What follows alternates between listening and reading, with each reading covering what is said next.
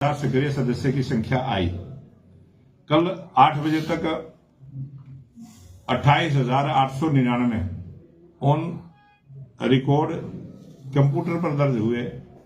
जब उनकी वो संख्या आई और आज जब 12 बजे उस संख्या का आकलन किया कि वो 30,000 क्रॉस कर गई है, तब अभी जब मैं मीटिंग में बैठा था तब हमारे चुनाव अधिकारी दुष्यंत गौतम जी का फोन आया था कि आप बूथ की प्रक्रिया को कब शुरू करेंगे। तो मैंने उनको बता दिया कि हम 30,000 क्रॉस कर गए हैं, अब हमें परमिशन केंद्र से मिल गई है, तो हम कल से अपने बूथ की चुनाव की प्रक्रिया को शुरू करेंगे।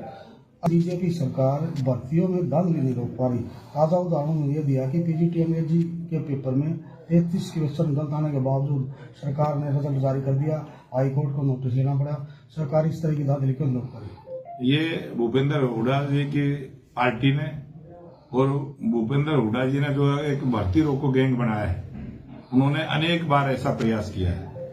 और 2014 से जब से भारतीय जनता पार्टी की सरकार बनी तब से हमने जितनी भी भर्तियां की है, प्रत्येक भर्ती के अंदर भर्ती रोको गैंग ने कोर्ट का सहारा लिया और कोर्ट ने हमारी टोटली जितनी भी भर्ती हुई है उनको सबको पारदर्शी माना, निष्पक्ष माना, बगैर पर्ची खर्ची के भर्ती करने का काम हमारी सरकार ने किया है।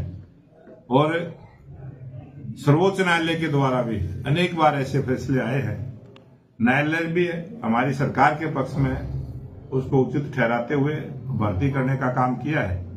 बाकी भूपेंद्र हुड्डा जी अपनी वोट की चोट से जो हरियाणा की जनता ने उसको चोट दी है उससे बौखलाए हुए हैं, वो बेहोशी की हालत में है। मैं निवेदन करूंगा भूपेंद्र हुड्डा कोई अच्छे डॉक्टर के जाके अपना इलाज भी करवाए। अभी मैंने पीछे सलाह दी थी कि जो कांग्रेस पार्टी के प्रदेश के अध्यक्ष हैं उनसे भी सलाह दी थी कि वो अच्छे डॉक्टर से अपनी सलाह लेके इलाज करवाए।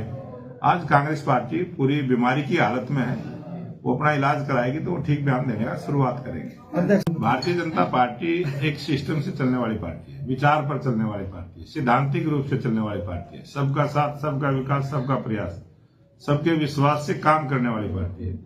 और हमारी एक संवैधानिक प्रक्रिया है कि जब भी निर्वाचन आयोग जब चुनाव की घोषणा करेगा उसके बाद हमारा कोर ग्रुप बैठता है और कोर ग्रुप उसमें फैसला लेता है। और पहले जितने भी चुनाव हुए हैं, पहले भी नगर परिषद के, नगर निगम के चुनाव हम हमेशा सिंबल पर लड़ते आए हैं। लेकिन वो फैसला भी जब चुनाव डिक्लेयर होता है उसके बाद प्रदेश की टीम तय करती है। समय और स्थिति के अनुसार पार्टी निर्णय लेती है और जैसे ही चुनाव डिक्लेयर होंगे हम कोर ग्रुप में बैठेंगे और उसमें जो भी फैसला होगा उसकी हम घोषणा करेंगे। लेकिन हमारा पार्टी का ऐसा मानना है कि जब पहले से जहां हम चुनाव सिंबल पर लड़ते आए हैं तो मुझे विश्वास है कि जो कोर ग्रुप है वो उसी प्रकार के निर्णय पर जाएगा, लेकिन उसकी घोषणा हम उसी समय पर करेंगे। और जहां नगर पालिका के चुनाव नए हुए थे, बहुत सारी नगर पालिकाएं नई बनी थी, हमारी सरकार के बाद बनी थी, वहां पर हमने चेयरमैन सभी सिंबल पर लड़ाने का काम किया था। और 1-2 जगह पर हमने बगैर सिंबल के भी चुनाव लड़वा था, क्योंकि वहां नगर पालिका के चुनाव पहली बार थे, पंचायतों से नगर पालिका बनी थी और वो लोकल यूनिट पे हमने फैसला छोड़ा था। अब की बार कोई भी नगर पालिका नए चुनाव की प्रक्रिया में नहीं है, सब दूसरी बार के चुनाव होंगे, तो जिस प्रकार का भी फैसला होगा वो कोर ग्रुप लेगा। हरियाणा की जलेबी फेमस रही, आपने भी संबोधित किया था कि दिल्ली में फिर जलेबी खिलाएंगे। अब की बार जो भारतीय जनता पार्टी के पूरे देश के कार्यकर्ताओं का जो जोश और उत्साह हरियाणा की जीत के बाद बढ़ा है। और हरियाणा में जिस प्रकार से राहुल गांधी ने जलेबी को एक राजनीतिक जलेबी का रूप दिया और उनको पता नहीं था, क्योंकि कांग्रेस के नेताओं ने उनको जैसे ही गोहाना की माथुराम की जलेबी भेंट की, उनको पता ही नहीं था। उस जलेबी के बारे में जो उन्होंने बयान दिया कि इसकी बड़ी बड़ी फैक्ट्री लगनी चाहिए, एक्सपोर्ट होना चाहिए, जिस प्रकार से उसने जलेबी की जो तारीफ की थी। और हरियाणा के लोग हैं, हरियाणा के लोग जानते हैं कि जलेबी तो हमारा एक देसी प्रोडक्ट है। हमारा घरेलू उत्पाद करने वाले छोटे छोटे हलवाई की दुकान चलाने वाले वो रोज जलेबियां बनती है। हमारी तो माता और बहनें घरों में भी जलेबियां बनाने का काम करती हैं। और वो जलेबी जो है ना, वो एक मुद्दा बना और पूरे देश में जहां जलेबी कम खाने का रिवाज था वहां भी हरियाणा के जलेबी को पसंद किया। और जलेबी जो है ना, राजनीतिक रूप से जैसे महाराष्ट्र के चुनाव हुए वहां पर जलेबियां हरियाणा से मंगाकर लोगों ने बांटने का काम किया।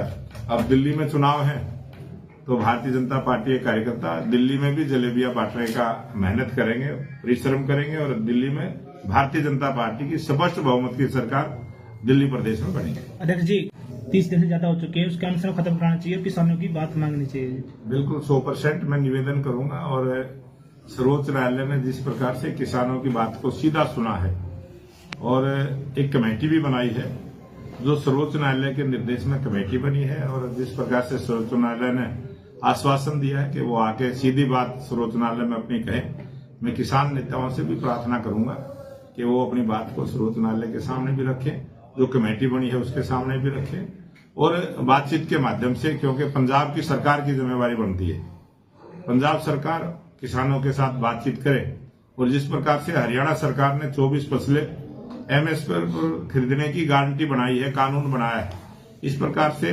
कम पंजाब की सरकार 5 फसलें जो मुख्य फसलें पंजाब के किसानों की है उनको खरीदने के लिए कानूनी व्यवस्था पंजाब सरकार बनाए, ये मेरा निवेदन। खबर का मतलब ब्रेकिंग न्यूज नहीं, हर बहस का मतलब हंगामा नहीं। हरियाणा की सारी खबरें केवल हरियाणा बुलेटिन पर।